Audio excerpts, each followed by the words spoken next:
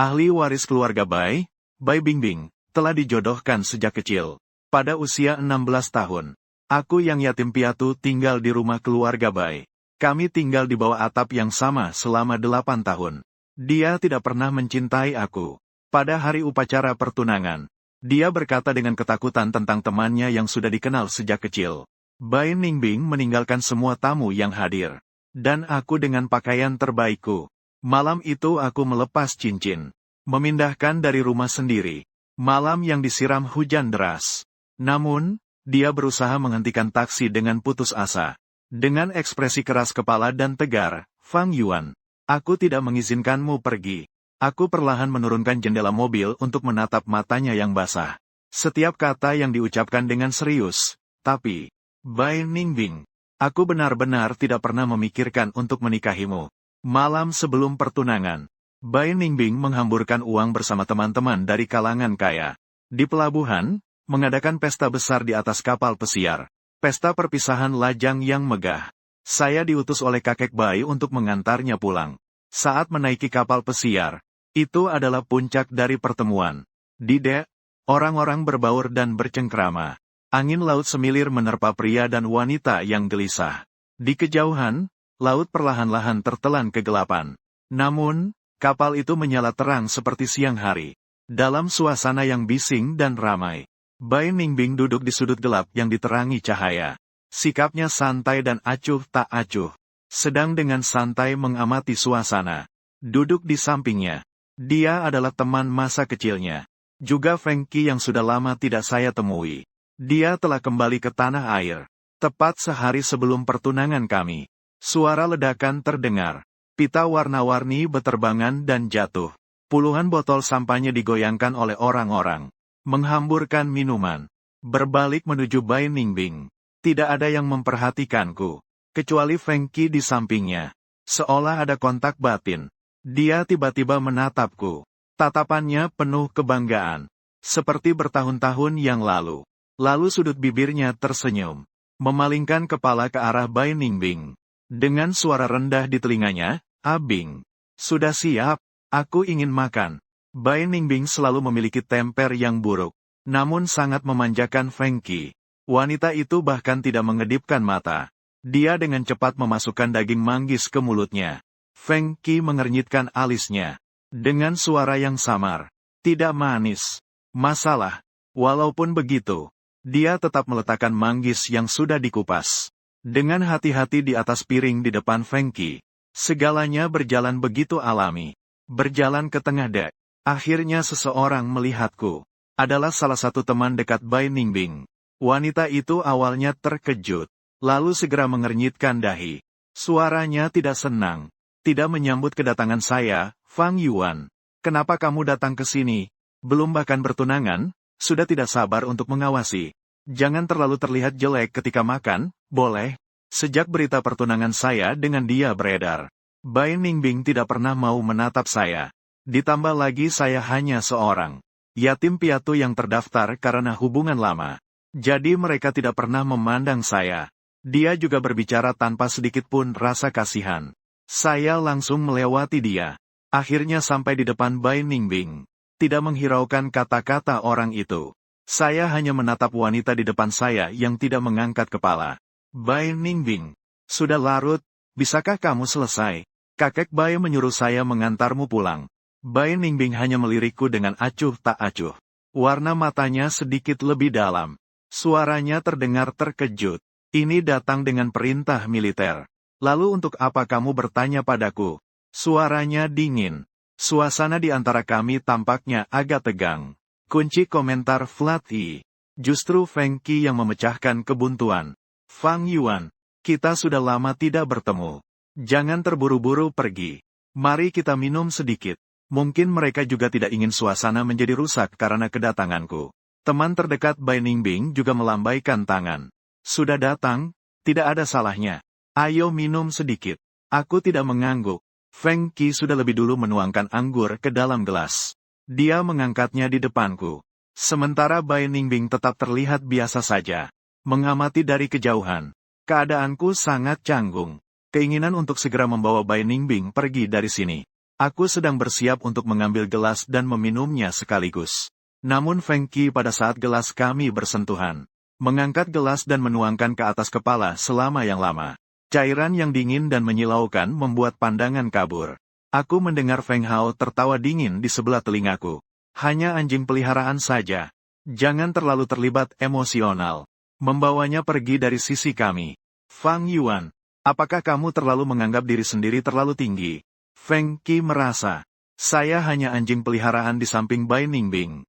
Orang tua saya meninggal karena kecelakaan saat saya masih kecil. Saya dibesarkan di samping kakek dan nenek. Di tahun ke-16 saya, satu-satunya keluarga saya, nenek, meninggal. Saya benar-benar menjadi yatim piatu.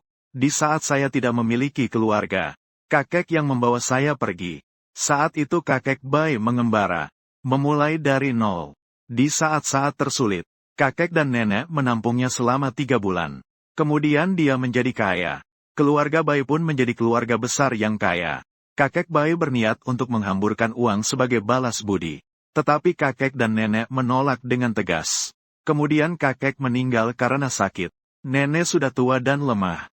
Saya adalah satu-satunya yang dia khawatirkan. Diserahkan kepada keluarga Tosh. Saat-saat menjelang akhir hayat, nenek terus-menerus mengoceh satu kalimat. Apakah janji yang dibuat dahulu masih berlaku? Kakek Bai menyeka air mata. Dengan suara terisak, dia menjawab, tentu saja masih berlaku. Jadi saya mengikuti kakek Bai ke rumah Bai. Saya belum pernah tinggal di rumah semewah itu. Saya belum pernah melihat gerakan seperti itu yang hanya tentang belenggu yang berharga. Seseorang yang bersinar. Saat saya pertama kali tiba di rumah sendiri, Bai Ningbing sedang berlatih piano dengan Feng Qi di ruang piano. Kakek Bai menggenggam tangan saya. Dengan ceria memperkenalkan diri kepada mereka. Ini adalah Fang Yuan. Mulai sekarang, dia adalah bagian dari keluarga Bai. Saat itu, kami semua belum tahu arti sebenarnya menjadi keluarga Bai. Yang saya tahu hanyalah bahwa saya memiliki keluarga sekarang. Hari yang cerah. Sinar matahari yang cerah masuk melalui jendela besar. Menyentuh wajah gadis yang sempurna, dan pakaian mahal yang dikenakan olehnya, menyinar di kalung berlian yang berkilau di leher gadis itu, dan pada gaun putihnya yang tak bernoda, juga mencuci sepatu lamaku dan karena jari-jari yang gelisah dan bergerak, angin sepoi-sepoi masuk melalui jendela yang setengah terbuka, menggerakkan tirai putih yang melambai di depan saya, juga mengaitkan aku dengan mereka, dengan batas yang jelas. Bai Ningbing tidak bangun. Setelah memandang saya dengan tenang sejenak, dia berkata kepada saya kalimat pertamanya. Siapa namamu? Suaranya adalah suara khas gadis berusia 17 tahun yang jernih. Sangat merdu, namun tidak banyak perasaan di dalamnya. Malahan, Feng Qi dengan antusias mendekat dan menggenggam tangan saya.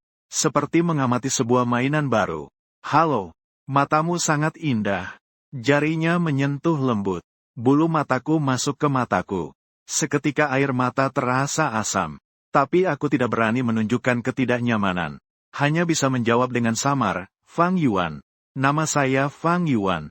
Mungkin merasa bahwa antara teman sebaya, topik pembicaraan dapat mengurangi rasa maluku.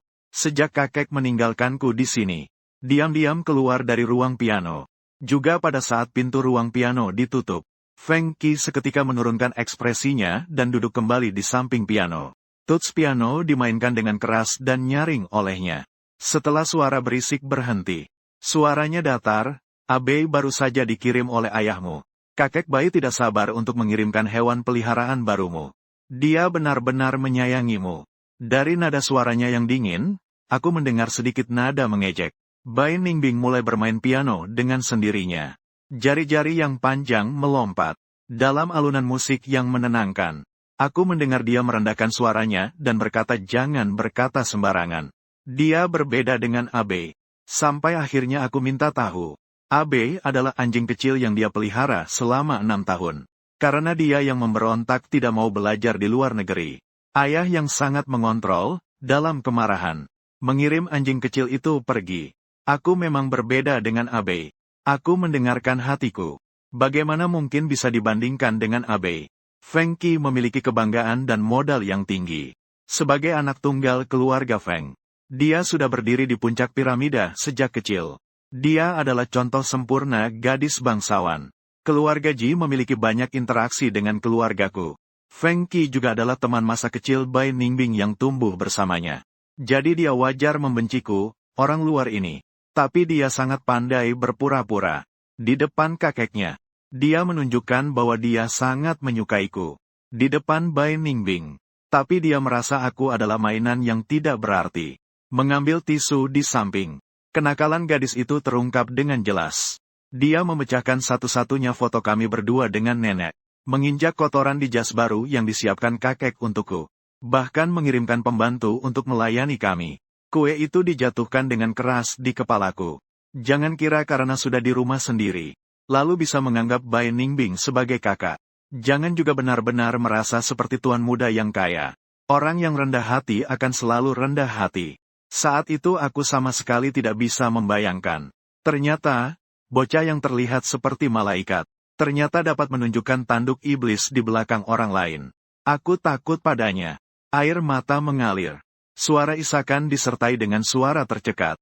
Namun dia justru berjongkok, mengambil tisu di sebelah. Dengan lembut menghapus wajahku. Krim bercampur dengan air mata menempel di seluruh wajahku. Senyuman di sudut bibir Feng Qi tampak sangat menawan. Suaranya pelan-pelan. Jika tidak, orang lain akan berkata aku mengganggu kamu. Aku menggenggam tinju dengan erat. Tapi kamu memang menggangguku.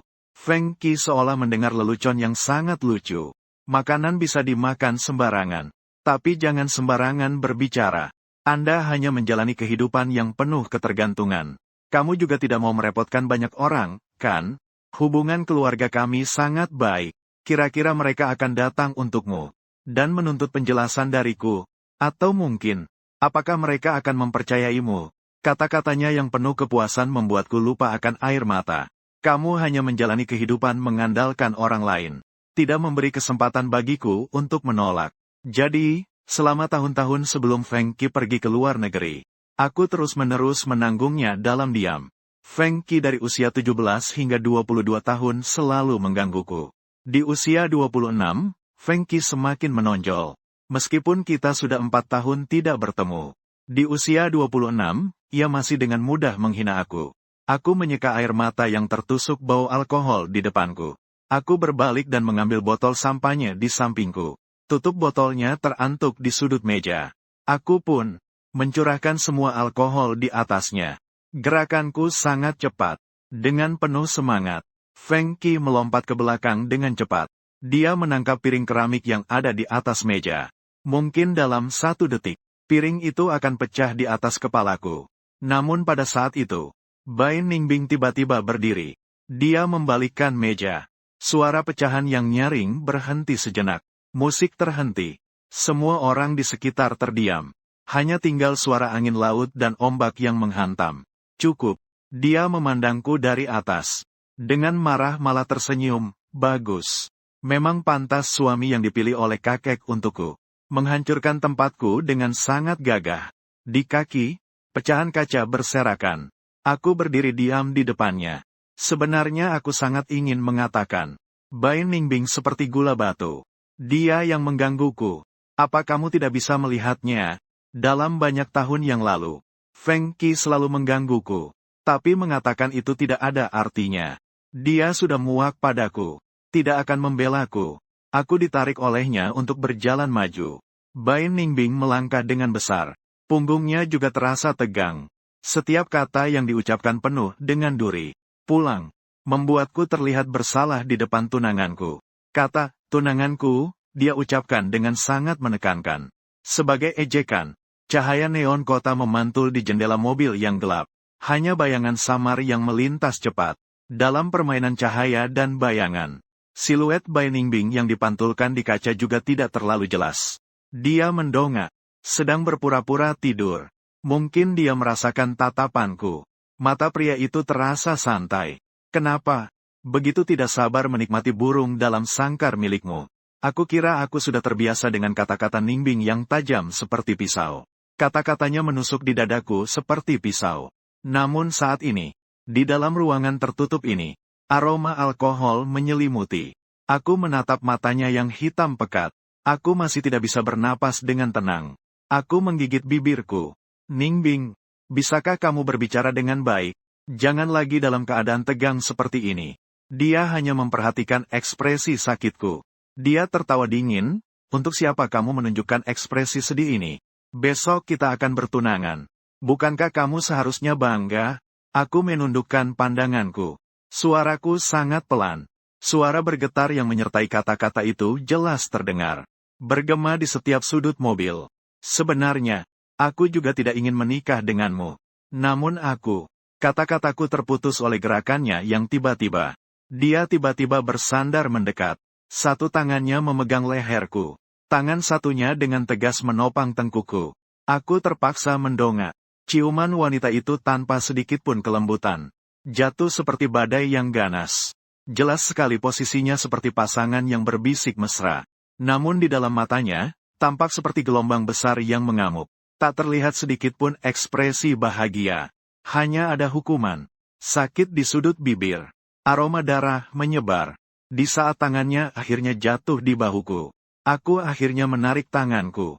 Suara benturan itu bergema. Bahu Bai Ningbing beranjak menjauh. Kau gila. Namun dia dengan acuh tak acuh mengusap pipinya yang sudah memerah. Tawa yang tidak memiliki kehangatan. Dulu ikut kakek dari rumah. Bukankah itu untuk keluarga kita? Apa yang harus diinstal? Mengaturku seperti mereka. Apakah merasa seperti ini menyenangkan? Setiap kata yang dia ucapkan seperti palu berat jatuh di dadaku. Seluruh tubuhku bergetar. Suara serigala dan rubah memukul-mukul jendela mobil. Suaranya terkatup. Berhenti, saya ingin turun. Entah bagaimana, saya menyentuh saklar jendela mobil. Jendela mobil tiba-tiba turun dengan cepat. Angin bertiup kencang masuk. Saya terhembus hingga tidak bisa membuka mata. Rambutku yang acak-acakan menempel di wajah. Sopir terkejut. Dia segera menginjak rem. Saya terhuyung-huyung mendorong pintu dan menstabilkan mobil. Bersandar di batu pinggir jalan dan mual.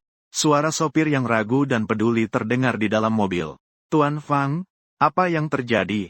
Bai Ningbing, namun suaranya datar. Dia tidak melirik sama sekali. Lanjutkan jalan. Di dalam jendela mobil yang setengah terbuka. Dengan sudut mata, hanya terlihat wanita itu mengerutkan dagunya. Dalam pikiranku, wajahnya tidak bisa lagi berhubungan dengan gadis yang dulu. Jelas sekali kita akan. Tidak seperti ini. Ketika Bai Ningbing tidak tahu kita sejak kecil. Sebelum perjodohan yang diatur sejak kecil ini. Dia sebenarnya sangat baik padaku. Hari pertama saya terjebak di dalam ruangan dan diperingatkan oleh Feng Qi. Saya bersembunyi di ruang penyimpanan di tengah malam dan diam-diam menangis. Bai Ningbing yang menemukan saya. Sosok ramping seorang gadis berdiri di ambang pintu. Cahaya bulan memangkas sosoknya menjadi sangat panjang.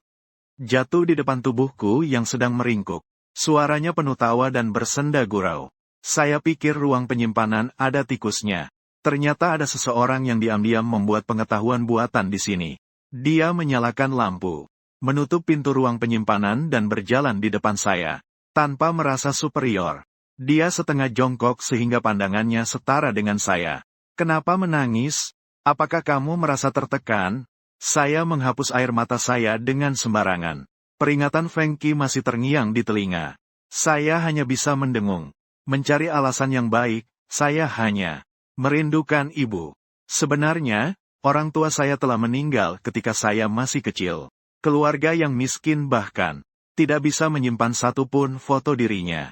Namun kalimat ini justru membuat Bai Ningbing mengalami resonansi emosional dengan saya. Wajah gadis itu menjadi suram.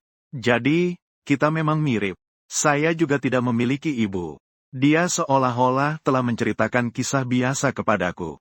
Orang tuaku tidak saling mencintai.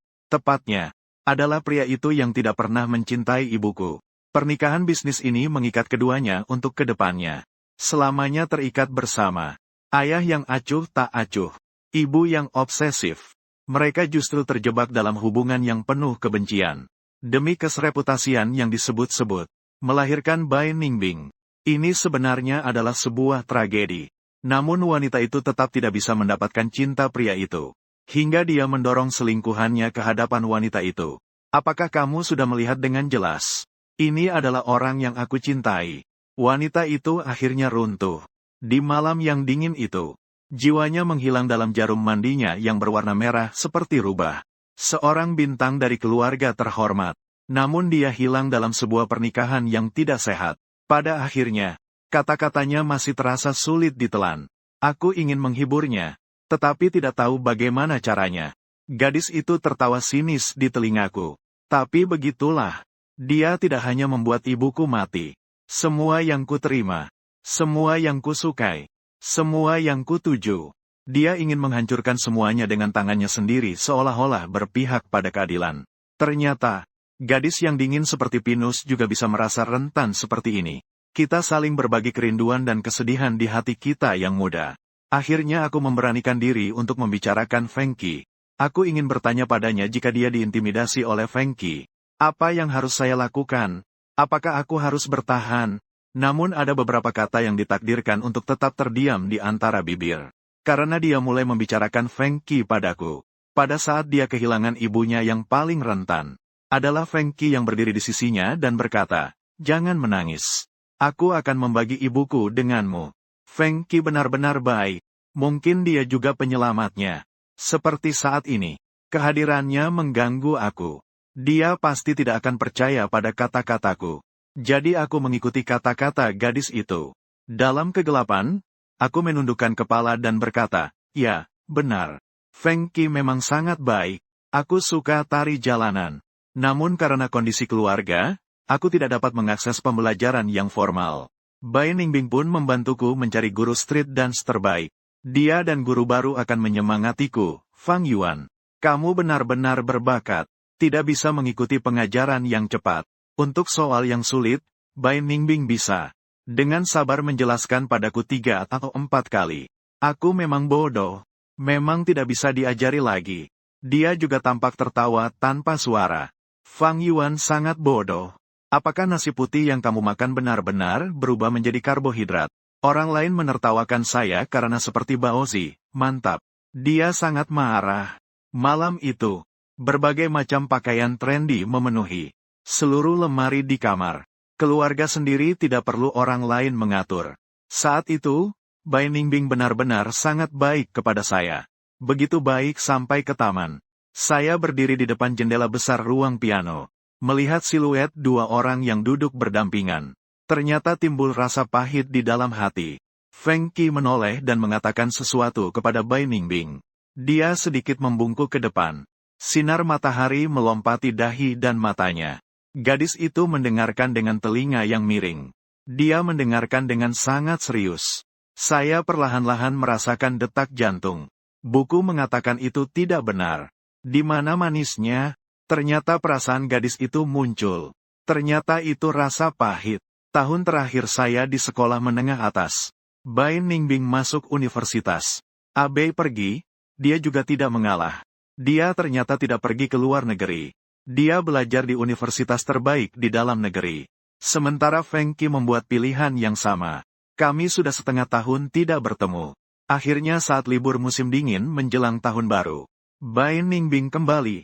Hanya setengah tahun yang singkat. Namun, itu membuat sosok gadis itu semakin matang. Suaranya juga membawa sedikit kelembutan. Aku berlari turun dari lantai atas, langsung menuju ke arahnya. Namun, pada saat melarikan diri dari gedung villa itu, aku terhenti seketika. Feng Qi di belakangnya tampak sangat mendung. Tatapannya tajam melihatku. Tubuhku tiba-tiba menjadi kaku. Sedikit bingung. Justru Bai Ningbing mendekat. Jari telunjuknya yang dingin sedikit melengkung. Dengan lembut mengetuk dahi saya. Setengah tahun tidak bertemu. Tidak mengenal lagi. Fang Yuan sangat tidak berperasaan. Aku telah berlatih tak terhitung untuk pertemuan.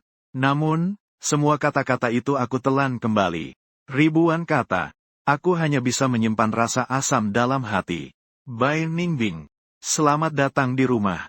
Malam tahun baru Imlek. Hari-hari bahagia di keluarga G. Pangsit panas mengepul dihidangkan. Suara tawa dari sketsa acara tahun baru Imlek terdengar di televisi. Kembang api dan petasan meletus di luar. Seringkali cahaya berwarna-warni yang cepat menghilang masuk ke dalam. Namun, di depan meja makan yang besar, suasana menjadi agak tegang. Kakek Bai bahkan tidak makan, hanya melemparkan sumpitnya sebelum masuk ke dalam. Hanya dengan marah dia membuang satu kalimat. Keduanya, ayah dan anak perempuan, tidak membiarkanku tenang di tahun baru, bukan? Sementara ayah Bai duduk di hadapan kami. Wajahnya sangat suram. Bai Ningbing, berapa kali aku sudah bilang, jangan menentang keputusanku. Komunikasiku dengan ayahku tidak banyak. Dia tidak sering pulang ke rumah. Rumah yang dulu membuatku merasa bahwa dia adalah orang yang tidak bercanda. Seseorang dengan tekanan yang sangat besar. Namun saat ini, tekanan semakin besar. Dalam suasana yang kaku seperti ini, saya bahkan makan dengan sangat hati-hati. Namun saya juga tidak berani meninggalkan kursi sembarangan. Justru Bai Ningbing, aku berdiri di samping diriku sendiri. Dia menggenggam tangan saya, tanpa melihat ayahnya sedikitpun. Fang Yuan, aku akan membawamu melihat kembang api. Pintu villa terjatuh dengan keras olehnya. Mengalahkan suara petasan. Dia menyalakan semua kembang api yang diletakkan di halaman. Dalam sekejap saat kembang api meledak dengan indah. Setengah langit bersinar seperti siang hari. Bai Ningbing berdiri di antara asap dan percikan bintang. Saat jatuh, dia berbisik padaku. Tahun ini kita Fang Yuan akan merayakan ulang tahun yang ke-18 di Gunung Jiasuo. Ucapan tahun barunya untukku adalah, Fang Yuan, tahun baru, harus menjadi orang dewasa yang bebas. Kebebasan. Dua kata ini seolah mengisi semua pemikiran dan keyakinannya. Saat itu saya tidak mengerti apa yang membayangi dirinya. Penjara tak kasat mata itu sebenarnya apa? Hanya berpikir dengan bingung. Tapi aku harus mengucapkan selamat untuk apa padanya. Kata-kata palsu tidak ada artinya dalam hubungan kami. Tapi aku tidak tahu harus mulai dari mana untuk berkata yang sebenarnya. Aku memiringkan kepala dan merenung. Namun, terdengar suara barang jatuh dan pecah dari belakang. Aku dan Bai Ningbing menoleh bersamaan. Ayahnya menjatuhkan papan seluncur yang indah dan mahal. Papan seluncur itu pecah berkeping-keping. Bai Ningbing terkesiap. Aku bilang padanya tidak boleh bermain ski. Bermain ski tidak ada gunanya untuk sekolah dan kariermu. Berbanding terbalik dengan kemarahan yang teramat sangat darinya. Namun, Bai Ningbing hanya tersenyum santai. Ayah, sebenarnya, ada banyak papan seluncur. Suara ayahnya terdengar tegas dan menakutkan. Dia memberi ultimatum terakhir, jangan tantang kesabaranku. Namun, Bai Ningbing sama sekali tidak terkejut. Sikapnya sangat acuh tak acuh. Apakah kamu masih punya kartu untuk dimainkan? Kamu telah membunuh ibuku. Merusak motorku, mengantar Abe pergi. Apalagi yang bisa mengancamku? Lalu dia menatapku lagi. Tatapan itu bahkan lebih asing daripada saat pertama kali aku melihatnya. Oh, benar. Dan dia. Semua yang aku pedulikan dan cintai, kau ingin mengusirnya untuk mengontrolku. Lalu bagaimana dengan dia? Kenapa kau tidak mengusirnya? Aku merawatnya dengan sangat baik setiap hari. Kenapa kau tidak mengusirnya? Dia menarik lengan saya dan membawa saya ke depan ayahnya. Rasa sakit yang terjepit di telapak tangannya membuatku merasa. Bai Ningbing sepertinya sama sekali tidak memperhatikan saya. Dia hanya ingin membuat ayahnya marah. Seolah untuk membuktikan dugaanku di dalam hati. Bai Ningbing tersenyum dingin, karena dia yang dibawa kakek ke sisiku. Kau tidak mampu mengusirnya, kan? Apakah karena Abe bagimu hanya seekor anjing, tanpa dukungan? Jadi aku merawatnya selama 6 tahun. Kamu bilang pergi ya pergi saja, kan? Tembok hatiku terasa seperti terkena hantaman besar. Ternyata Abe adalah anjing peliharaannya. Dia menggunakanku untuk membuat marah ayahnya. Untuk membela keadilan bagi Abe-nya. Itu adalah pertama kalinya aku merasa Bai Ningbing sangat asing. Aku punya banyak hal yang ingin kutanyakan padanya. Apa dia benar-benar merencanakan sesuatu terhadapku? Dia menganggapku seperti keluarga. Atau apakah aku muncul setelah cinta besarnya? Lagi-lagi seekor hewan peliharaan yang terabaikan. Atau bahkan, setidaknya di malam itu, dia menganggapku sebagai alat untuk melawan kontrol ayahnya. Tetapi ingatan manusia tentang rasa sakit cenderung samar secara alami. Aku hampir melupakan bagaimana hubunganku dengan Bai Ningbing. Apakah bisa membaik? Aku hanya tahu pada hari ulang tahunku yang ke-18. Kakek Bai memutuskan untuk mengadakan pesta besar-besaran. Undangan tersebar di seluruh lingkaran bisnis. Bai Ningbing juga buru-buru datang dari sekolah. Aku benar-benar telah tiba di hari aku menjadi dewasa. Dia memberiku sebuah pin mahal. Pada pin yang bercahaya berkilau. Fang Yuan, Semoga kau terus mengejar mimpimu. Dia berkata begitu padaku. Di dalam ruang perjamuan, Bai Ningbing mengenakan gaun putih. Dia memainkan lagu ulang tahun untukku di depan semua tamu yang hadir. Juga pada hari itu, kakek secara terbuka mengumumkan bahwa aku dan dia telah dijodohkan sejak kecil. Aku adalah tunangannya. Dia sebagai ahli waris keluarganya. Satu-satunya calon suaminya di masa depan. Gadis yang biasanya tenang itu tiba-tiba berubah ekspresi. Dia mengambil bangku piano. Dengan gerakan tangan yang berulang-ulang, dia memukul piano mahal hingga hancur berantakan. Keributan yang tiba-tiba mengejutkan orang-orang di sekitar. Suara teriakan terus bergema. Mata gadis itu berkaca-kaca. Dan matanya terlihat merah. Namun kata-katanya mengandung dingin yang menusuk. Bagaimana bisa melakukan hal seperti pernikahan yang diatur sejak kecil? Apakah ini menjijikkan? Dari saya lahir hingga sekarang, segalanya sudah kalian atur. Keluargaku sudah mengatur siapa yang akan kutikahi. Ya, kakek Bai dengan marah mengangkat tongkat dan memukulnya. Kamu ini memang keterlaluan, sedang membuat onar apa? Bai Ningbing juga tidak menghindar. Punggungnya dihantam dengan keras. Dengan senyum dingin. Aku pikir kamu berbeda dari ayahku. Ternyata kau lebih mengatur semuanya dibandingkan ayahku. Sejak dia melangkah masuk ke rumah kami, kau sudah mengatur semuanya dengan sempurna, bukan? Saya adalah alat yang bisa kalian atur sesuka hati. Apakah saya secara alami adalah boneka yang bisa kalian mainkan seenaknya? Malam itu, Feng Qi juga hampir menangis. Bagaimana Bai Ningbing bisa menikah dengan orang yang begitu rendah seperti dia? Mereka saling mencintai. Saya adalah satu-satunya orang yang menghalangi cinta sejati. Tapi ini adalah kali pertama saya mengetahui hal ini.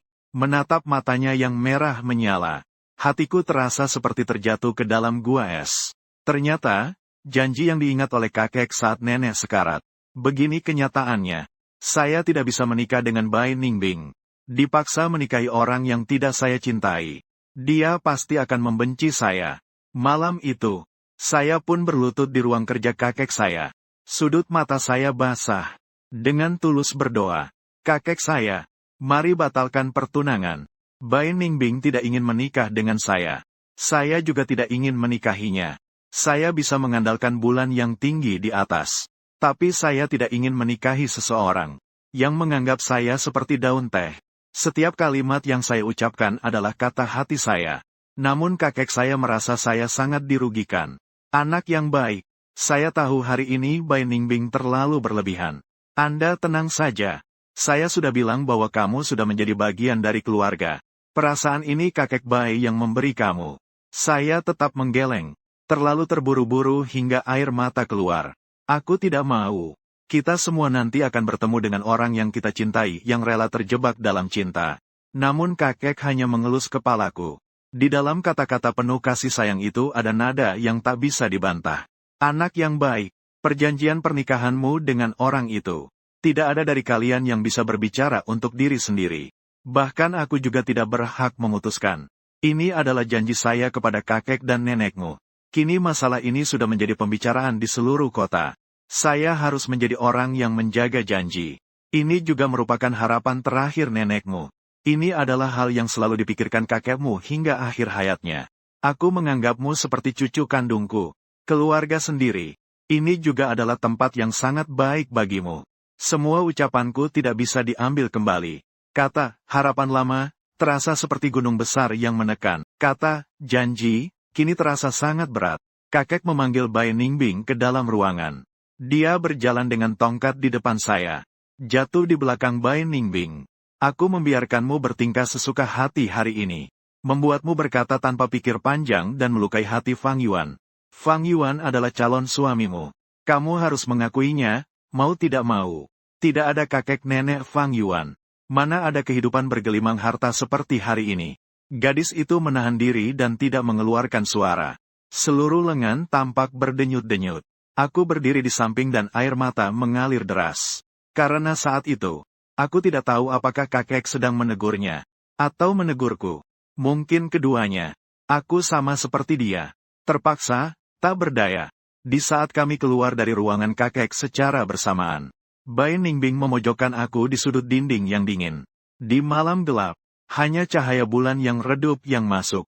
Ekspresi gadis itu tampak muram dan dingin. Aku tak kuasa menahan diri dan berlari ke kakekku untuk menangisi keluh kesahku. Jika kamu ingin menikahiku, baiklah, pernikahan ini sudah ditetapkan. Kita berdua tidak akan membiarkan satu sama lain lolos. Aku ingin kalian semua melihat bagaimana aku memecahkan batasan itu. Air mata kemarahan dan ketidakpuasannya jatuh di punggung tanganku. Dingin, seolah-olah menandai akhir dari suatu emosi. Bai Ningbing juga menahan suaranya. Seperti menyatakan perang, dia memberikan ultimatum terakhir padaku. Tokoh utama pria, kita berdua ke depan. Jangan ada yang merasa nyaman. Seseorang yang bermimpi untuk terlepas dari kendali keluarga. Namun, aku secara tidak langsung menjadi kunci penahan baginya. Aku tahu, aku bingung menjalani hari ini. Kesenjangan antara aku dan dia. Seperti palung Mariana. Dalam dan tak terlihat dasarnya. Upacara pernikahan ini sangat megah. Setengah dari wartawan di Minceng datang berbondong-bondong. Mereka yang memiliki kartu akses masuk ke dalam ruang utama. Mereka yang tidak memiliki kartu akses berkerumun di luar hotel. Lampu juga berkedip. Jalan yang panjang membuat orang sulit untuk membuka mata. Di panggung tinggi di tengah aula perjamuan. Lampu sorot mengarah ke sini. Ribuan pasang mata di bawah panggung menatap. Bai Ningbing berdiri tepat di tengah cahaya. Ekspresi wajahnya tampak lesu. Tanpa memedulikan, kakek meminta saya untuk menikah denganmu. Dia menggenggam pergelangan tanganku. Dia menarik tanganku ke arah dirinya. Tidak ada yang berlutut dengan satu lutut. Hanya dengan santai dia berkata, pasang cincin itu. Dia tidak peduli apakah kata-kata itu akan membuatku merasa canggung. Dia sudah tidak peduli sejak lama. Namun, cincin itu pada akhirnya tidak bisa melingkar di jari manisku. Asisten Bai Ningbing mendekat. Tidak tahu apa yang dia bisikkan di telinga Bai Ningbing. Ekspresinya tiba-tiba berubah. Dia dengan kasar menyodorkan cincin ke telapak tanganku. Sudut-sudut berlian membuat telapak tangan terasa nyeri. Kecemasan mengalir di antara alis. Bai Ningbing berbalik dan berjalan cepat menuju pintu aula. Kakek dan ayah saya berteriak dengan marah. Ningbing, kembalilah. Namun, dia tidak pernah menoleh kembali. Suara perasaan menyatu dalam satu kesatuan. Tatapan mata Kiamin yang mengejek tertuju padaku satu demi satu. Para jurnalis juga mengangkat kamera mereka. Lampu berkedip di depan mataku. Berkedip membuat mataku terasa pedih. Air mata yang tak bisa ditahan hampir jatuh. Aku menghadapi kerumunan. Diriku yang sangat tenang mengenakan cincin pertunangan. Sambil menenangkan emosi kakekku. Mengatur segalanya bersama keluarga. Segala sesuatu yang kulakukan sempurna, tanpa celah. Sempurna, tanpa celah. Aku seperti boneka tanpa emosi. Malam itu aku menjadi bahan ejekan di headline hiburan keuangan. Pada hari upacara pertunangan ahli waris, dia membuang tunangannya. Upacara memang tidak dapat berlangsung dengan lancar. Ini menjadi bahan pembicaraan yang menarik bagi banyak orang. Mereka pasti merasa saya sangat cocok. Tapi hanya saya yang tahu. Apakah Bai Ningbing dapat memecahkan apa yang dia anggap? Tentang belenggu yang menahannya, saya tidak bisa memastikan. Namun, belenggu yang menahan saya akhirnya terputus. Hubungan paksaan ini, pernikahan yang konyol ini, akhirnya tidak dapat dilanjutkan sampai akhir. Sebenarnya, saya sudah memprediksi ini sejak lama. Saat penata rias masih bingung memilih dasi mana yang cocok untuk saya. Saya menerima pesan teks dari Fengqi. Apakah kamu benar-benar berpikir bisa menjadi tunangan Bai Ningbing dengan lancar? Saya sudah bilang, orang yang rendah hati akan selalu rendah hati. Kamu tidak layak. Saya melihat diri saya yang dandan sempurna di cermin. Dalam pandangan orang lain, saya seperti yang nasibnya berubah drastis menjadi lebih baik. Sebenarnya aku sama sekali tidak bahagia. Ketika menerima pesan tantangan dari Fengqi ini, aku benar-benar berharap yang terbaik untuknya. Penata rambut sedang membantuku merapikan rambut. Aku hanya bisa mendongak dan mengetik perlahan. Kalau begitu, bawa Bai Ningbing pergi dari sisiku. Fengqi adalah orang yang paling diperhatikan Bai Ningbing. Lihatlah, dia benar-benar berhasil. Fengqi dengan sombong mengirimkan video padaku. Di depan ranjang sakit, Bai Ningbing sedang menunduk mengupas kulit apel untuknya. Cahaya menyorot di atas kepalanya. Di bawah rongga matanya yang dalam. Dia memiliki bulu mata yang panjang, menciptakan suasana gelap. membuat orang tidak dapat melihat emosi di matanya. Feng Qi berpura-pura menyesal, maaf. Tidak hanya tidak bisa datang tepat waktu untuk memberimu ucapan selamat, tapi juga mengalami kecelakaan di jalan yang membuatmu khawatir. Merusak pesta pertunanganmu. Bai Ningbing bahkan tidak mengangkat kelopak matanya. Tenang saja, mereka akan punya kesempatan lagi. Kamu tidak akan ketinggalan. Feng Qi dicolek sedikit. King King bertanya, di mana Xing Fang Yuan? Apa kamu tidak takut dia tidak mau menikahimu? Apakah dia akan? Bai Ningbing menghentikan gerakannya. Mengulurkan apel yang sudah dikupas langsung ke tangan Feng Qi. Dengan nada akrab, dia berkata, jangan main ponsel. Makan sedikit buah. Feng Qi menjawab sambil mengunyah. Dia pun ikut bersuara, itu juga benar. Orang-orang seperti Fang Yuan sangat ingin mengikatmu selamanya. Bai Ningbing tersenyum mengejek. Video terhenti di momen ini. Aku memasukkan ponsel ke dalam saku. Tapi kali ini mereka semua salah. Di ruang tamu, kakek baru saja minum obat dari dokter keluarga. Ramuan obat tradisional untuk kesehatan. Sangat pahit. Keriput di wajahnya semakin banyak. Aku menuangkan segelas air panas untuknya. Perlahan-lahan dia mulai berbicara. Kakek, aku sudah melakukan cukup banyak. Janjimu kepada kakek dan nenek juga baik. Keinginan mereka yang belum terpenuhi juga. Saya sudah melakukannya sampai akhir. Orang yang lama tinggal di pasar memiliki pikiran yang sangat jernih. Kakek Bai seketika mengerti maksudku. Tapi kali ini dia tidak ada alasan untuk memaksa saya dengan moral lagi. Diam cukup lama. Kakek Bai akhirnya berbicara. Yuan, kamu adalah anak yang baik. Itu gadis yang tidak beruntung. Kakek mengangkat kepala dan melihatku. Mencoba, hari ini Bai Ningbing sudah berlebihan. Jika kamu tidak ingin menikahinya, maka lepaslah cincin pertunangan itu.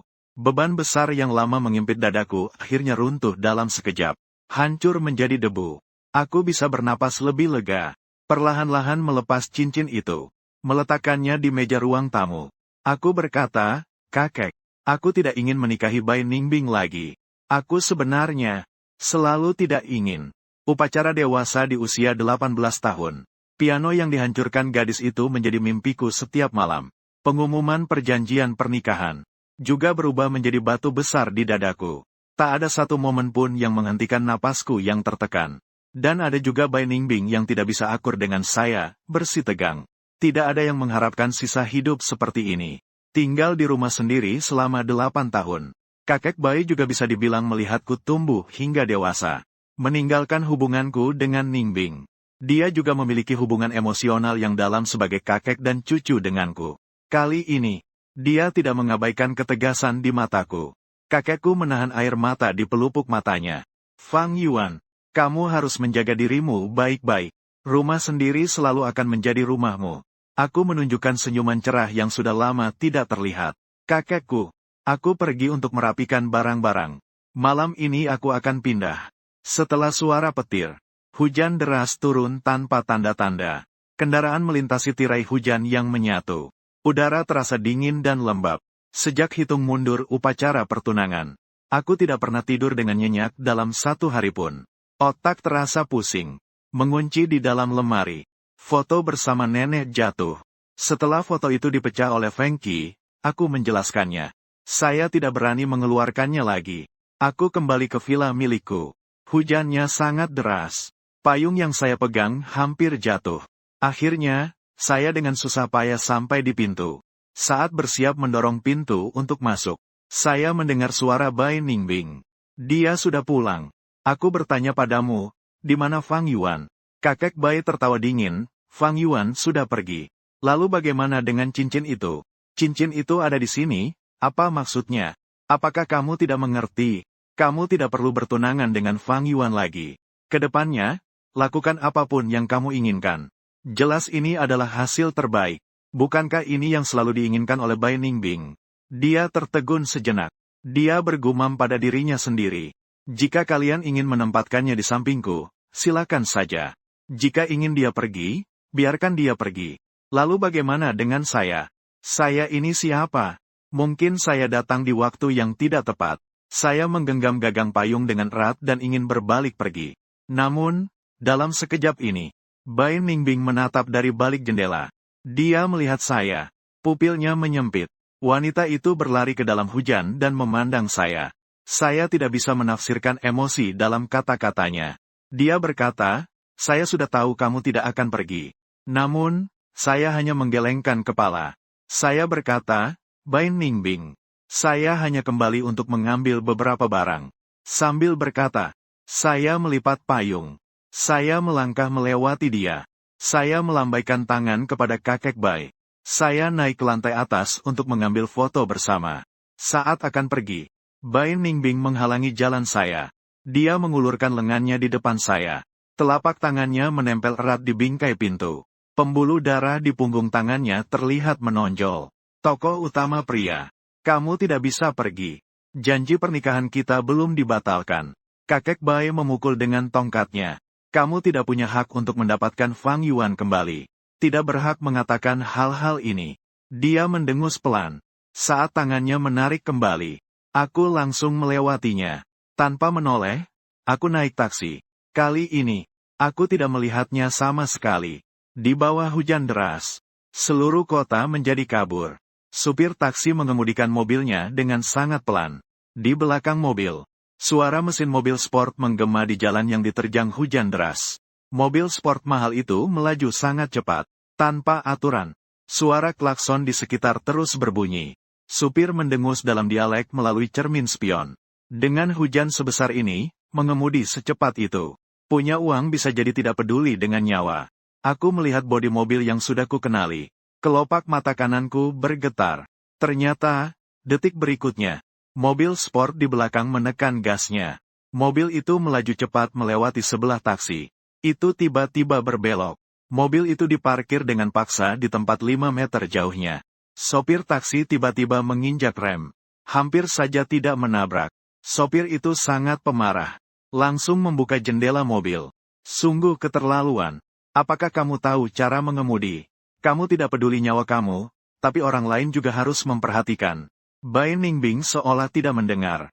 Keluar dari mobil sport. Hujan deras seketika membasahi seluruh tubuhnya. Dia berdiri di depan jendela mobil saya. Ekspresinya keras kepala dan tangguh. Fang Yuan, saya tidak mengizinkan kamu pergi. Jarang sekali dia berada dalam kondisi mengenaskan seperti ini. Sebelumnya, dia terlibat pertengkaran hebat dengan ayahnya. Saat dipukul keras oleh tongkat kakeknya, dia tidak pernah terlihat seburuk ini. Saya menurunkan jendela mobil sedikit, menggelengkan kepala. Saya harus pergi. 2 bulan lagi ada pertunjukan tari di grup tari. Kebetulan, saya juga sudah selesai dengan pesta lamaran. Saya perlu fokus untuk berlatih tari. Mungkin karena hujan deras, ada embun di depan mata wanita itu. Sebuah ekspresi aneh melintas di mata Bai Ningbing. Dia perlahan mengulurkan tangannya kepadaku. Di telapak tangannya terdapat cincin pertunangan yang baru saja aku lepas. Kalau begitu, bawa juga cincin itu. Aku tidak bergerak, hanya melihatnya dengan tenang sejenak. Aku berkata, Bai Ningbing, cincin itu tidak aku mau lagi. Satu bagian kecil dari lengannya yang menjulur memperlihatkan urat-uratnya. Bai Ningbing entah sedang menahan apa. Suaranya kering dan serak. Tokoh utama pria. Apakah kamu tidak akan bertunangan denganku lagi? Iya. Jadi, Bai Ningbing, kita sebaiknya membiarkan satu sama lain pergi. Jangan ada yang mengganggu satu sama lain. Bukankah semua ini adalah yang dia impikan? Kini janji pernikahan akhirnya dibatalkan. Aku tidak mengerti. Mengapa Bai Ningbing masih tampak begitu terluka saat menghadapi aku? Aku mendorong lengannya menjauh. Diam-diam mengamati matanya yang lembab. Bai Ningbing, aku selalu ingat tatapan pertamamu saat kau melihatku dulu. Dulu, dirinya begitu. Tidak ada yang membenciku sama sekali. Tapi, ke depannya kita akan menjalani hidup masing-masing. Taksi mulai bergerak perlahan. Bai Ningbing berdiri basah kuyup di malam hujan. Sesekali, sunyi dan sepi. Hubungan saya dengan Bai Ningbing terlalu rumit. Sudah tidak bisa lagi diungkapkan dengan cinta dan benci. Sejak saya dibawa ke rumah ini, roda takdir sudah mulai berputar. Dia menganggap membenci saya sebagai cara untuk menentang pengaturan keluarganya. Paman saya memandang saya sebagai alat untuk mengontrol putrinya. Kakek saya sangat ingin memenuhi janji dengan kakek dan nenek. Hanya aku memikul amanat nenek. Memiliki perasaan rendah diri karena bergantung pada orang lain. Memperhatikan apa yang disebut sebagai kepentingan besar. Takdir saya dipilih-pilih oleh mereka. Akhirnya, pada hari pernikahan, Bai Ningbing pergi dengan terang-terangan. Dia membenci saya, tapi dia juga mendorong saya. Saya tidak berbohong. Saya tidak ingin menikahi Bai Ningbing.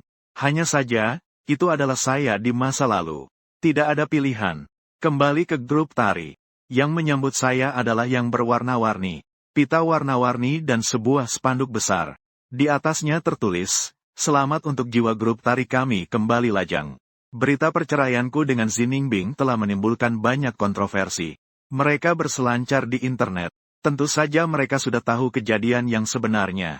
Semua orang di internet berkata, mengubah nasib menjadi lebih baik itu tidak semudah itu. Dibatalkan pertunangannya juga sudah diprediksi. Orang dalam industri. Bai Ningbing meninggalkan pesta pertunangan pada hari itu. Itu karena sahabat kecilnya mengalami kecelakaan kecil. Siapa yang memiliki hatinya, tidak perlu saya katakan. Saya dicemooh secara online. Namun, mereka memberikan saya kehangatan terbesar. Anran, yang masuk ke grup tari bersamaku. Ling datang membawa sekuntum bunga. Saya berkata, penari utama, jangan terlalu senang. Jangan terlalu senang sampai terlihat bodoh, ya. Aku mengusap air mataku hingga kering. Mengingat kembali periode ini yang disebabkan oleh masalah pribadiku. Juga memberikan dampak negatif bagi grup tari. Ini dianggap apa? Banyak orang berbondong-bondong datang. Bergantian memelukku. Aku masih khawatir setelah kamu menjadi orang kaya. Kamu akan menghilang dari dunia ini. Lalu, apakah kita tidak kehilangan jiwa dari grup tari kita? Hehehe. Menjalani bisnis sebagai orang yang lajang. Mengembangkan grup tari kita menjadi lebih besar. 2 bulan kemudian akan ada pertunjukan seni amal yang megah.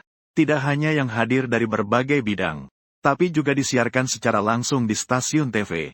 Pimpinan grup tari sangat menganggap serius hal ini. Aku mulai berlatih tari tanpa henti. Hariku dipenuhi dengan kegiatan. Membuatku tidak memiliki waktu untuk berpikir terlalu banyak. Pada suatu malam yang gelap, aku keluar dari ruang latih tari dengan keringat membasahi tubuhku. Tiba-tiba menerima telepon tanpa catatan. Setelah mengangkatnya, ini adalah keheningan yang panjang. Di sisi sana terdengar napas yang dalam disertai suara aliran listrik. Malam musim gugur terasa sedikit dingin. Aku menarik leherku. Ketika aku berbicara, kabut tipis sudah keluar lagi. Ternyata musim gugur yang dalam datang begitu cepat. Bai Ningbing. Kalau tidak ada yang penting, aku akan menutup telepon. Jangan tutup telepon. Di ujung telepon, dia akhirnya mulai berbicara. Ucapannya tidak jelas. Intonasinya sangat aneh. Dia berbicara tidak konsisten dan mengucapkan banyak hal yang tidak logis. Tokoh utama pria. Aku pergi berski hari itu. Abe sudah meninggal. Sudah lebih dari 10 tahun. Dia juga meninggal dengan tenang di usia tua. Tokoh utama pria. Ternyata kamu bukan kunci hidupku. Aku sangat menyesal. Bai Ningbing. Aku menggenggam ponsel dengan kuat untuk memotong pembicaraannya. Tidurlah lebih awal. Saat aku menutup telepon, aku mendengar suaranya yang mendesak sedikit bergetar. Tokoh utama pria. Aku sangat merindukanmu. Aku juga sangat ingin pergi. Benarkah? 7 kedipan. Bintang di langit kota terlihat redup. Tapi, aku sama sekali tidak merindukan masa lalu. Aku terbenam dalam kehidupanku sendiri. Aku mengira aku tidak akan bertemu Bai Ningbing dan Feng Qi dalam waktu dekat. Namun kenyataannya, pada hari pertunjukan amal, kami pun muncul kembali di lokasi yang sama. Kedua orang ini diundang sebagai tamu khusus oleh penyelenggara. Duduk di barisan paling depan. Bahkan, Feng Qi adalah investor untuk grup tari kami. Dia duduk berdampingan dengan Bai Ningbing. Tidak ada canda tawa seperti biasanya. Sikapnya akrab. Bai Ningbing tampak lebih kurus. Dia juga tampak lebih lelah. Lingkaran hitam di bawah matanya. Bibirnya kering. Berbeda dengan dirinya yang aku ingat. Dulu, dia tidak pernah mau menghadiri acara seperti ini. Pertunjukan yang membosankan atau pesta. Hari ini bisa melihatnya. Aku sangat terkejut. Tapi juga merasa ini masuk akal. Mungkin dia datang untuk Feng Qi. Kami berdiri di belakang panggung siap untuk tampil. Anran mengikuti arah pandanganku. Dia juga melihat Bai Ningbing. Dia mengeluh pelan. Kenapa mantan istrinya bersikap aneh? Tatapan Anran ke arahku tampak sedikit khawatir. Jangan biarkan dia memengaruhimu. Aku menggelengkan kepala. Tidak mungkin. Aku sudah lama dalam saling menyiksa dan menyakitkan di masa lalu. Hati ini tenang dan damai. Lampu mendiang. Kami naik ke panggung di tengah tepuk tangan yang meriah. Aku mengatur napas. Saat musik mulai berdentang, terbenam di tengah panggung. Pertunjukan ini sangat sukses. Sampai turun dari panggung, aku tidak pernah bertatap muka dengan Bai Ningbing. Malam ini masih ada pesta perayaan pertunjukan. Setelah acara berakhir, aku tidak bisa pergi. Tetapi studio menjadi ramai. Aku melepas kostum dari belakang panggung. Setelah melepas penampilan, aku pergi ke kamar mandi untuk mencuci muka. Di sore hari musim semi, otak yang berat itu akhirnya sedikit sadar. Cermin itu memantulkan sosok orang lain. Bai Ningbing datang mendekat dari belakangku. Tokoh utama pria. Kita perlu bicara. Sikapku dingin dan terasing. Bicara di sini. Hanya takut jika orang lain melihatnya. Itu bisa membuat orang berpikir terlalu banyak. Suaranya terdengar serak. Jadi kita keluar dan bicara, ya. Dalam kata-katanya yang sangat hati-hati. Aku mendengar makna perpisahan yang sangat mendalam. Aku mengangguk sedikit. Pergi bersamanya keluar dari gedung. Angin dingin bertiup kencang. Aku merasa sedikit kedinginan. Sambil menggosok tangan, aku menghembuskan napas hangat ke telapak tangan. Bai Ningbing berdiri di depanku. Dengan nada suara yang canggung. Fang Yuan, apakah kau sangat membenciku? Aku mengangguk sambil menggeleng. Sejujurnya, tidak. Bai Ningbing, aku terima kasih atas keberanianmu. Saat orang menghadapi perpisahan total, melangkah ke jalur asing, ketika bisa dengan lembut dan tenang mengungkapkan perasaan yang paling tulus. Aku tidak punya keberanian sepertimu. Banyak tekanan yang harus aku tanggung. Aku hampir tidak bisa bernapas. Aku tidak berani untuk melarikan diri dari pernikahan. Tapi kau berani menemui orang yang kau cari di situasi seperti itu. Mencari orang yang ingin kau temui. Membuat pilihan yang paling tulus bagimu. Aku berbicara dengan sangat serius. Dengan nada yang sangat tulus, kau yang mendorongku sedikit. Dia jelas terkejut.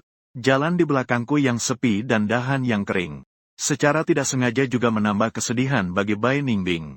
Dia untuk pertama kalinya menunjukkan ketidakberdayaan di hadapanku. Aku tahu kamu marah padaku. Seharusnya aku tidak mencari Feng Qi hari itu. Tapi aku dengan Feng Qi. Sungguh tidak ada apa-apa. Kamu membenci Feng Qi. Aku ke depannya. Juga bisa tidak bergaul lagi dengannya. Fang Yuan. Saat aku paling bingung. Dialah yang membantuku. Aku hanya memiliki perasaan tulus untuknya. Tidak ada hubungannya dengan cinta. Dia salah paham dengan maksudku. Aku hanya bisa menghela napas. Lalu melanjutkan menjelaskan. Aku memang tidak suka Feng Qi. Karena dia pernah menggangguku. Itu tidak ada hubungannya denganmu. Apakah kamu ada hubungan dengan Feng Qi? Itu juga tidak ada hubungannya dengan aku. Warna bibirnya sangat pucat. Apa artinya? Aku tersenyum dengan tenang. Akhirnya dengan tanpa beban mengucapkan kalimat itu. Bai Ningbing, aku sungguh tidak pernah berpikir untuk menikahimu. Sepertinya sejak mengetahui aku dengan Bai Ningbing. Sejak ada perjodohan ini, saya tidak pernah membayangkan kehidupan pernikahan dengan dia. Saya hanyalah seorang yang menghadapi takdir yang telah ditentukan. Seekor pengecut yang tidak berani berbicara ragu. Akan saling menyiksa dan terjebak dengan Bai Ningbing. Itu bukan karena aku tergesa-gesa untuk menikahimu. Saya juga merasa hanya jika ada saling cinta. Barulah orang-orang seperti itu bisa menjalani sisa hidup bersama. Dia melangkah maju satu langkah. Telapak tangannya jatuh di kedua bahuku. Suaranya terdengar sedikit terburu-buru. Dan masih terasa sulit untuk ditelan. Tokoh utama pria. Aku mencintaimu, tapi saya menyadarinya terlalu terlambat. Beri saya satu kesempatan lagi, ya. Saya perlahan-lahan mengusap tangannya. Air mata dia jatuh di punggung tangan saya. Sangat panas. Tapi di dalam hati saya tidak merasakan gejolak sedikit pun. Namun, Bai Ningbing, saya tidak mencintaimu. Bahkan tidak pernah ada momen ini. Saya benar-benar yakin. Saya tidak pernah mencintai Bai Ningbing. Saya hanya dalam usia yang sangat bingung. Pertama kali bertemu seseorang. Dia berada di atas, anggun dan dingin. Di mana-mana menarik perhatian orang. Aku yang berusia 16 tahun melangkah ke dalam rumah sendiri. Saat aku melihat Bai Ningbing, dia memiliki keanggunan dari keluarga yang bergelimang harta dalam setiap gerak dan sikapnya. Membuatku merasa rendah diri untuk pertama kalinya. Mungkin, aku selalu mengikuti dia dengan sikap seolah mengagumi bulan. Sikap mengagumi itu di usia yang sensitif, menyebabkan perasaan bergetar dalam hati seolah bunga mekar di ladang. Namun getaran itu hilang pada hari pesta ulang tahunku yang ke-18. Lenyap tanpa jejak. Dia mulai jenuh padaku. Jadi aku tidak berani lagi menatapnya. Bai Ningbing. Tidak peduli seberapa besar luka di masa lalu. Aku tetap harus berterima kasih. Akhirnya, kamu yang dengan sukarela memecahkan belenggu untukku. Sosoknya bergetar. Seseorang yang begitu tegap, namun hampir tidak bisa berdiri. Ternyata, pernikahan ini. Apakah bahkan aku adalah belenggumu? Iya. Seperti yang selalu kau rasakan tentang diriku. Seolah-olah mengendalikan hidupmu seperti kunci itu. Setiap kata yang pernah dia katakan kepadaku sangat menyakitkan. Mungkin saat ini aku juga tak bisa jujur. Menjadi senjata yang menusuk hati yang kembali padanya. Bai Ningbing. Sebenarnya kita adalah orang yang sejalan. Tapi kau sendiri yang mendorongku ke sisi yang jauh. Ternyata pertunjukan ini. Dia datang untukku. Setelah kita saling terbuka, Bai Ningbing tidak pernah kembali ke ruang siaran. Pesta perayaan. Dia juga tidak pergi lagi. Tapi Feng Qi justru pergi. Tidak hanya pergi. Bahkan dengan percaya diri duduk di posisi utama di salah satu kotak. Sambil menunjuk-nunjuk ke arahku. Apakah ini adalah penari utama dari grup tari kalian? Tadi itu apa yang baru saja dilompati? Di panggung, ada rasa bodoh seolah tidak tahu harus melompat kemana. Sangat sulit untuk tidak meragukan tingkat kemampuan grup tari kalian. Penanggung jawab dengan hati-hati tidak berani berbicara. Melihatku dengan rasa canggung. Bagaimanapun, orang yang duduk di sini dan menunjuk-nunjuk adalah Nona Jijiang. Juga seorang investor. Dia adalah modal yang nyata. Aku tertawa. Dengan gerakan yang halus, dia menuangkan segelas minuman.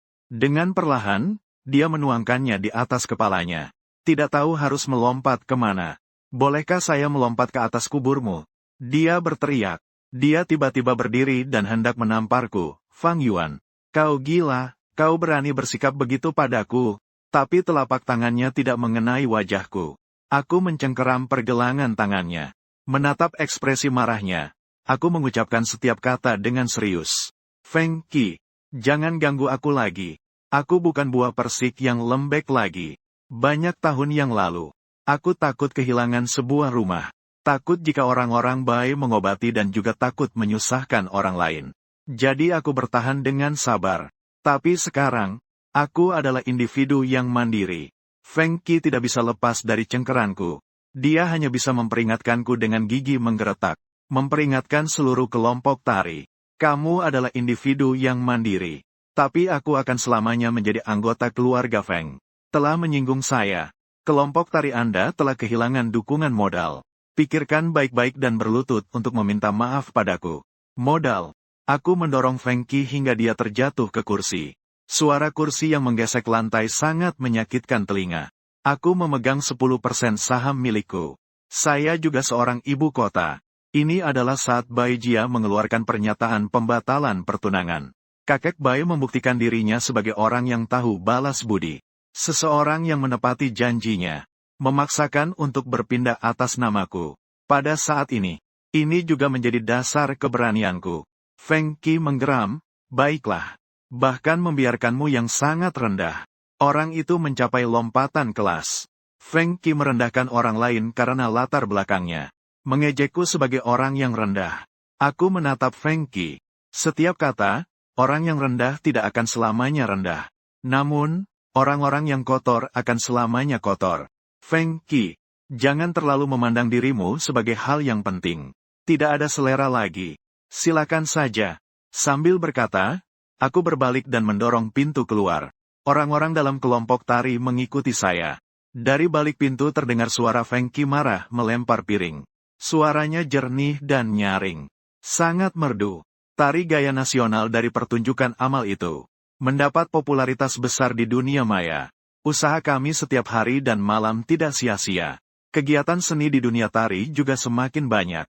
Aku sebagai penari utama grup tari, juga dengan cepat menjadi selebriti online. Masa lalu saya dengan Bai Ningbing yang penuh drama. Sekali lagi dibahas dengan antusias oleh orang-orang. Ayn Rand membagikan tautan berita padaku. Dengan marah, suara itu membuka mic dan mengumpat, "Aku. Apakah orang-orang ini iri padaku? Hal-hal sepele seperti ini juga harus dipakai untuk menjatuhkanmu. Siapa yang tidak punya masa lalu?" Aku secara naluriah membuka link tersebut. Namun itu adalah halaman kosong. Ayn Rand tidak bisa percaya. Saya terpaksa mengikuti berita yang menjadi viral di papan diskusi. Siapa sebenarnya yang melakukan hal sebesar ini? Sebenarnya saya juga tidak tahu. Saya tidak terlibat dalam opini publik. Terus memikirkan gerakan tarian baru. Namun malam itu saya mengetahui jawabannya. Teman dekat Bai Ningbing menelepon saya. Langsung saja, "Abing mengalami kecelakaan. Cobalah untuk melihatnya." Saya sedang mengemudi. Dengan acuh tak acuh saya menolak. "Saya bukan dokter." Pihak di telepon itu tertawa sinis. "Kamu sudah cukup menghukum dia sampai sekarang, bukan?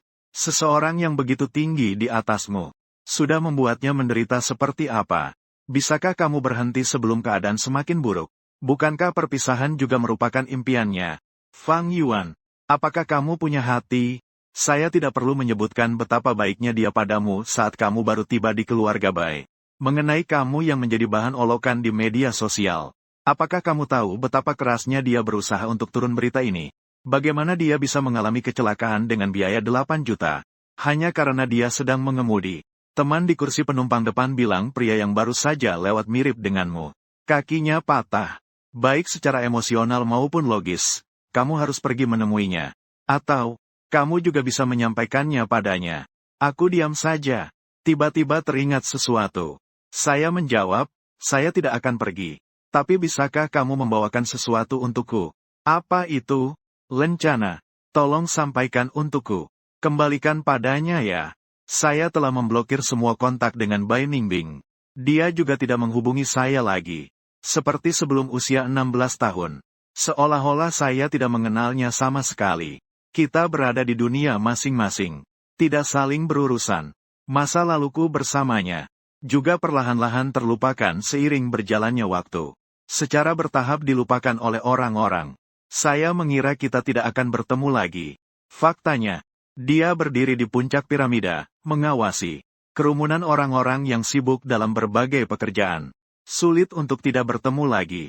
Hari ketika saya menerima penghargaan seluruh tari, Bai Ningbing sebagai pemodal terbesar.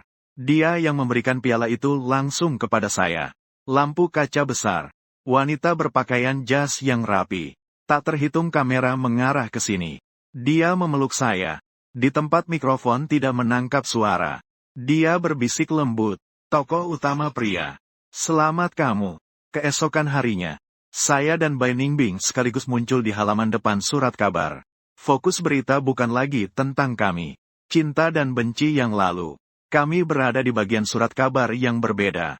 Saya memegang piala, air mata bersinar di bawah kamera. Namun saya tersenyum lebar. Dan Bai Ningbing menjadi orang terkaya di Minceng dengan status termuda. Akun resmi grup Z seringkali memposting informasi produk baru. Namun platform media sosial Bai Ningbing dipenuhi dengan hal-hal sepele dalam hidup. Misalnya, anjing kecil baru yang dia pelihara, bulu yang halus, sosoknya yang tak terkendali di resor ski Nordik, di lintasan balap mobil. Bendera merah menyala di depan mobil balap biru melambai di tiup angin. Saya pikir, dia juga telah menerobos jeruji tak terlihat itu menuju dunia miliknya sendiri. Tanpa sengaja saat saya scroll, jari saya tertekan dan saya menyukai. Tapi dia kebetulan sedang online. Menerima pemberitahuan. Saat saya membatalkan suka, saya menerima pesan pribadi dari Bai Ningbing. "Tokoh utama pria. Saya masih berhutang padamu satu permintaan maaf. Belenggu yang mengikatku. Bukan pernah kamu. Dulu, saya pasti menyalahkan kamu." Saya melihat keluar jendela yang cerah. Mengetik perlahan. "Bai Ningbing, jangan bilang maaf lagi padaku.